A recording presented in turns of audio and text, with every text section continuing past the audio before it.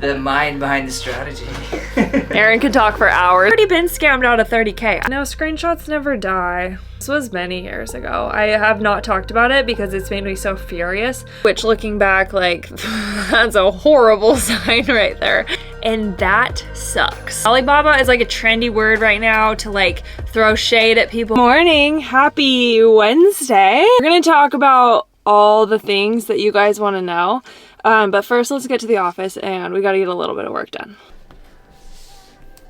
Oh, my laptop's updating. No. Okay, well, change of plans. Okay, it's already 1 o'clock. How did that happen? Amy's out of town, so I had to handle all of her emails. That took me like 2 freaking hours. Anyway, we're back. Done. I got my giveaway reel posted. If you haven't seen, go check out the giveaway that's running right now. It's insane. I'm giving away so much stuff on Instagram.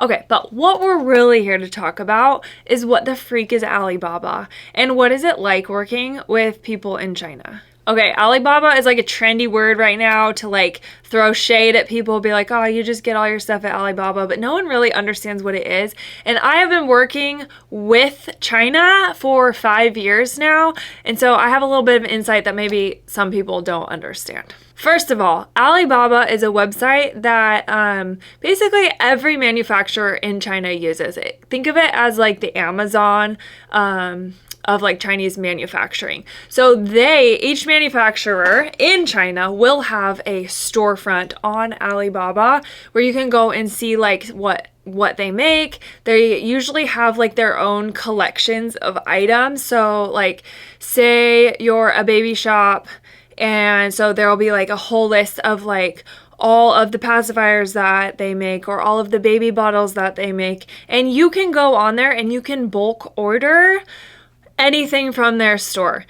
When you do that, typically there's no like logo on there. It's pretty generic and it's not very like you didn't design it. You are just ordering in bulk for super cheap. That's usually where people stop in thinking about what the freak Alibaba is, and they think people are just ordering all of this crap in bulk. I shouldn't say crap because it is usually good quality products. You're getting a cheap price because you're ordering it in bulk. So yes, you could go on there and sometimes you could buy a sample of like one thing, but usually it's like maybe the item costs like $2, let's say pacifier, since I was talking about that.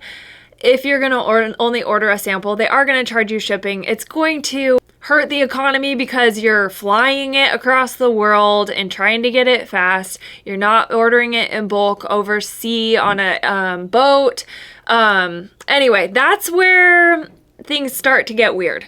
You can order stuff off Alibaba and it's usually not branded, or sometimes they will brand it but you didn't design it. So the other side of Alibaba is when you come in as a designer.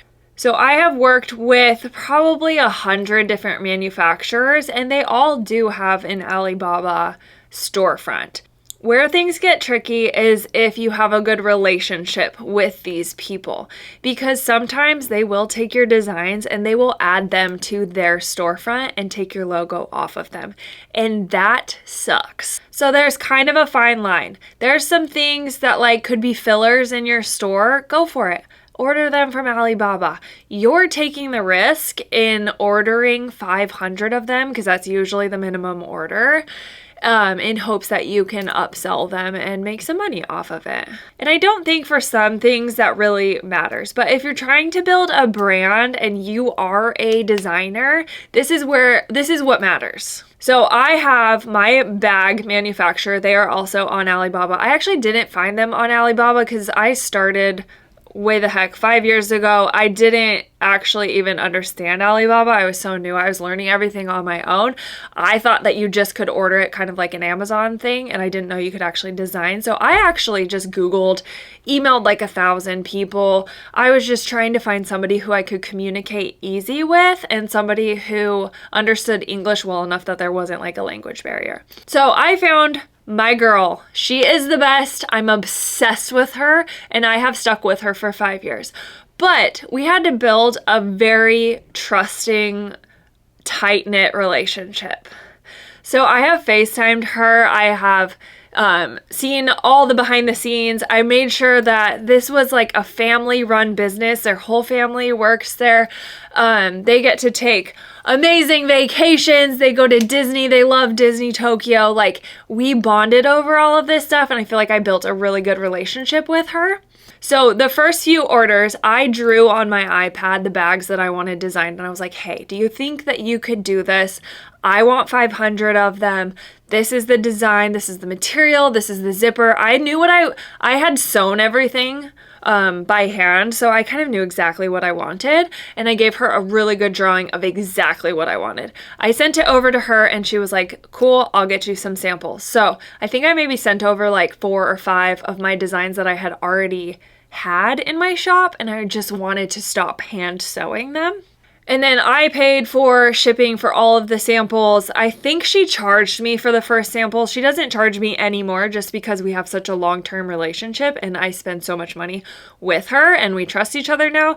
But at first I did pay for the samples, and I do believe that I paid for them through the Alibaba website, because this is actually a great feature to use because it's super secure. Alibaba, if something goes wrong, they don't give your money away until you're like, cool, got it, yes. It is like a secure payment, and it felt good having like a third party holding my money, especially when the orders got bigger and bigger. And I was like, I just don't want to get scammed. I've already been scammed out of $30K. I don't really want that to happen to me again. More on that later. Okay, so after I had designed the bags, I messaged her and I was like, hey, if these bags ever show up on your Alibaba storefront, I will not be ordering from you ever again. Like, ever again. These are my designs. I do not want them on your storefront. I designed them. No one else did. No way. And she was like, cool, got you. I will never let that happen. And 5 years later, she never once let that happen. She even messaged me once and said that somebody, who I know who it is, sent a screenshot of one of my bags and said, hey, can you make this with my logo on it? And she told them no. She said, no, that's one of our favorite designers' bags and you cannot have it. So that is like the most important part when working with somebody in China or another country, is just the trust. And that came over time. Like, it was nice to have that Alibaba buffer for a minute just for payment and stuff. And now I actually got my shipment before I had even fully paid for it last time. Like, she shipped it off and she's like, yeah, pay whenever. Like, we have such a trusting relationship that it's amazing. I can't say good enough things about her. There are some brands that I'm sure order straight off of Alibaba. They don't pay extra to add their logo to things. They are stealing designs. It sucks, but like, as a designer, your designs have to be like iconic these days, because if it's that easy to rip off, the idea probably wasn't that great. Like, either if it's a genius idea, you need to get a patent and not tell anyone until you have that patent. But as for something like bags, which is what I do, like, I'm not inventing bags here. I'm adding my spin on bags. Like, a backpack, nah, I didn't invent a backpack. Like, that's been around for a billion years. All of these things, I just like am inspired by so many other bags in this world, bags that I've had in the past, like vintage bags, like designer bags, and I just take lots of things that I need, like sizes or shapes or what am I carrying, and I put my own spin on it. And I think that's all that you can do, and I think that's just the way that I've chosen to run my business. I don't really want to go on the Amazon of China and just order a bunch of crap. I love designing and I want it to be mine. Now let's talk about my experience with manufacturing in the United States. Back in the day, I made baby rompers and I found a manufacturer in LA and they scammed me out of $30,000, which I never got back because they went bankrupt. And then they started another business. Shady mother. Okay, so I found this manufacturer. Their website was beautiful. They promised all these things. They showed pictures of their warehouse and who was sewing the items, yada, yada, yada. It looked great. And I was like, sweet, they have good prices. Let's try it out. It's not China prices because we're not working with an exchange rate here. Like the US dollar is worth so much more than in China. So you get more bang for your buck if you're okay ordering in bulk. But in the US, you're paying US wages, which, whatever. It is what it is. If you can manufacture in the US, good on ya. But when it comes to clothing and things that China has absolutely dominated in, it's a little trickier. So I found this place. I was like, hey, I have all of this fabric. Like, I source my own fabric. Can I send you the fabric? Can I send you my patterns? And can you just turn it into rompers? And they were like, cool, great. So I think we did 2 orders with them that worked out great. They looked good. It was great quality. The price, I think my margin was, it wasn't great. It was less than 50%, which is not, it's not good if you're trying to actually run a business. So then it went a little south. I sent them a ton of fabric and I sent them my down payment, which I believe was at half. I think it was half. And then this guy, his name was Brody. So frickin' Brody. He messaged me and he was like, we're a little delayed. It's going to be delayed, but if you pay the full amount now, I can speed it up. And I was like, cool, I got that. Here's the other 15 grand to buy all of the rompers. So he was like, awesome, got it. We'll ship out your product next week. It's almost done. It's almost done. It's almost done. Next week rolls around. You know where this story is going. He never shipped me the thing. And I was like, what the actual F? Then he started ghosting me. Then I tried to file a claim, but I had wired him the money because then I thought I trusted him. We had 2 orders that were working great. So I was like, whatever, I'll wire you the money. Don't ever freaking wire anyone money because then there's nothing to collect on.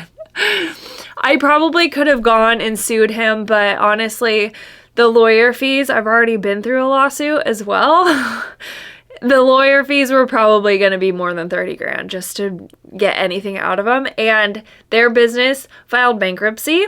And I learned that all of those pictures on their website were stolen images and that their warehouse was condemned because there was freaking, like, it was this dungeon basement in LA and somewhere sketchy looking. I actually had a friend who also manufactured with them who went out and went to the warehouse and like sent me a bunch of pictures and videos, and we were just appalled. Turns out they had hired a bunch of illegal immigrants to so they weren't paying them right. Nobody was paying taxes. Anyway, they went bankrupt. I lost 30K.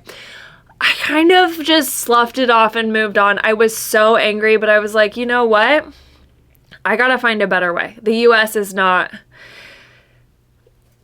I know my opinion on that is jaded because of this one company, and I'm sure there's other manufacturing in the US that is great, but like the price, the people, the shadiness, like I was like, in China, I feel like they're not going to do that. They actually want my business. So that's when I moved all of my stuff over to China. I actually scrapped doing rompers because I fell in love with designing bags and it was just way more fun. So that's where that evolved from.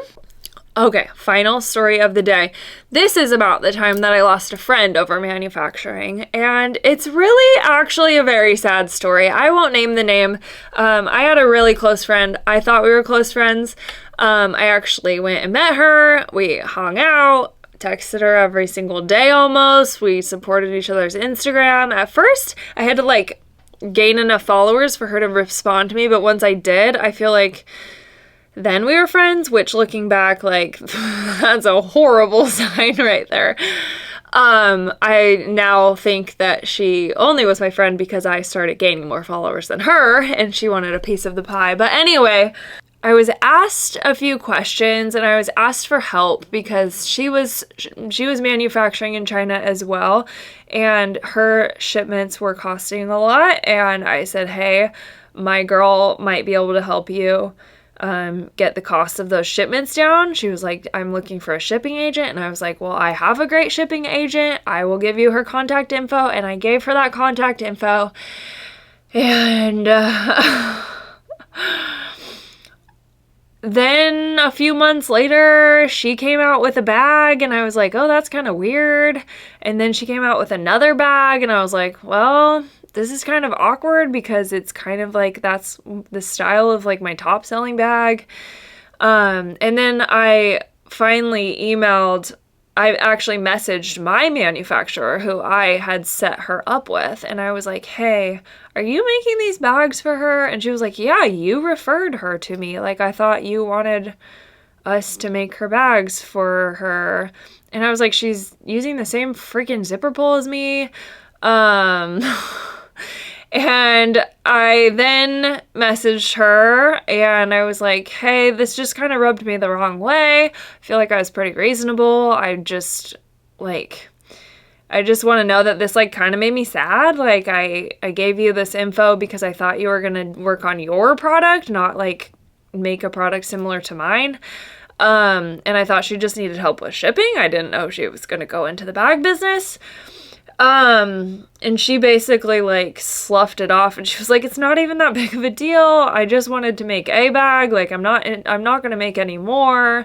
Like, what are you whining about? And I was like, well, I mean, it's kind of awkward. We have a lot of the same followers. Like, we grew our businesses together for a lot of years. We even did a collab bag. Super weird. Anyway. And then I had asked my manufacturer, actually she doesn't know this because I blocked her and I ghosted her and I was just so frustrated. Like I just felt sad. I felt like I kind of got taken advantage of and I didn't like that feeling from who I thought was a really close friend. And I messaged my manufacturer. She doesn't know that I did this and I never shared this with her, but I have the screenshots of her conversations with my manufacturer. And not once did she ask about shipping her products. I actually still have them.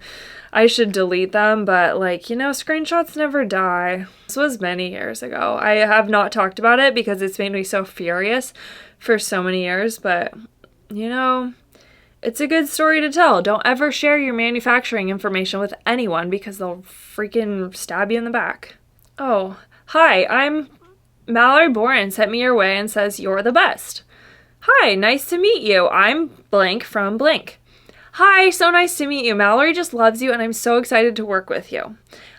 Next message. I have a belt bag idea I would love to create and see if it's something you could help me with. My girl says, yes, we cooperate with Mallory around 4 years. And it goes on. That was the first message she sent. And that was enough. When she had sent me that, I literally just stopped messaging because I actually was gonna like forgive her and move on. But once I saw that screenshot, like my heart is racing right now thinking about how like freaking mad that makes me. Like that's so mean. Like to ask me for a shipping agent and then just to straight up lie, like that's so freaking shady and I hate that. Anyway, okay. Whew. Let's move on with the day and go have a better rest of the day and go enter my giveaway because that's something happy. I gotta get out of here or else I'm gonna cry. Let's get out of here. I need to go to Target.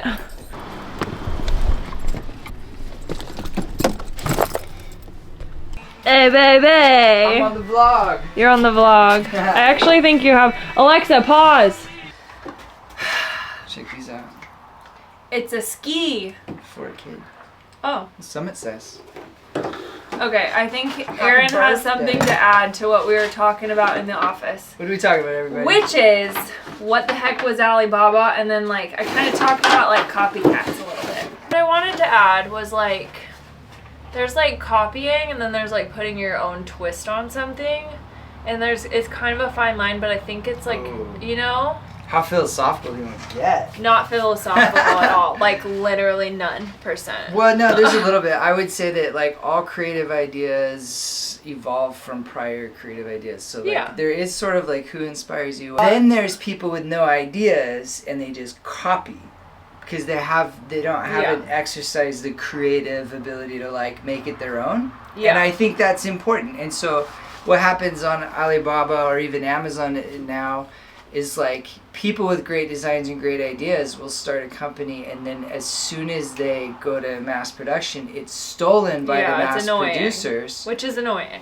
And yeah, it's super annoying. And like patent and design patent, all that stuff is really expensive. Most people, small businesses can't do it. Especially for something like a purse or like a shirt or something. Like you're just not, nobody does that. Yeah, so anyway, I think it's sweet to have people that inspire you or things that they made that inspired you, but it's like a big giant POS move to just straight copy someone and then try to undercut them, and then let's say that person has an Amazon shop already. And even Target is doing it now to small businesses, which is so stupid. They just steal ideas in order to, and then they use their mass delivery, which, whatever. But they're saying that they're getting it cheaper, but they're not paying a designer. They're just stealing the designs. Yeah. Like, obviously it's going to be cheaper, so it just sucks. Yeah, anything creative has like a huge amount of work before the product that you see go into that, and sometimes that's designing materials, selecting materials, or but then there's like trendy like shapes, like smiley faces were so trendy for like 2 years ago. Like everyone did that, but like everyone like jumped on the trend. Yeah. But you could do it in your own way. Or like checkered. Like nobody owns that print, but that went really trendy. I think anyone's trying to own a trend, that would be an example of like... somebody said that once to me. Yeah, but they just don't know enough. That's stupid. I agree. Yeah, that's like Ford saying, I made the only car, therefore no one else can make cars. That's not true. Just make your own car, right? And so... I think trends, it's fine for people to hop on, but you can interpret a trend or use a trend many different ways. Checkers go back to like early 50s, 60s, so old. Even before that, it was plaid and houndstooth and like a sign of like wealthy textiles. Yeah, so no one alive owns checkered or plaid. Yeah. But I think making something your own is where a real creative or an artist deserves... like I don't know, like respect for carving out their own space. But also, if you get knocked off on a print or something, like I don't know, it sucks. But like, there's really nothing you can do about it other than design a better print and like keep going. Yeah, I think, don't know. So you're talking like creative work. I think sometimes, like a print, they might have a life cycle. Yeah. And it's important to be able to create your own prints, and if you're the original creator, this shouldn't intimidate you. Making a new print gets easier and easier the more practice you've gotten. Yeah. However, there is some of that, like you just gotta expect it's gonna happen. There is sort of a dark side to Alibaba. Like I don't know what you talked about. Like the premise basically is just connecting manufacturers with designers, essentially in a more direct way than has ever been done before. So there is like a really cool positive upside to that, but then the dark side is as soon as you share your design stuff, especially in China, like your intellectual property in the US doesn't really apply nationwide, or even if it does on paper, have fun trying to enforce that in China. So there is like a certain amount of like, if you choose to go that route, you have to let go a little bit of how much you want to protect that patent. And I know companies that are like Oregon-based companies, they make wakeboards and stuff, and they, for that reason, will not mass manufacture. They make all their own stuff because they've chosen to hold on to that design. That's a choice, I think, a business or creative makes. And it depends on the product, too. There's a risk associated with it, but if you're good enough at just designing, you know, the life cycle of your product has come and gone before anyone's going to hop on it and bite it. So like there's a new bags every Monday. the mind behind the strategy. Aaron could talk for hours about this. We gotta cut him off at some point. End up on a podcast.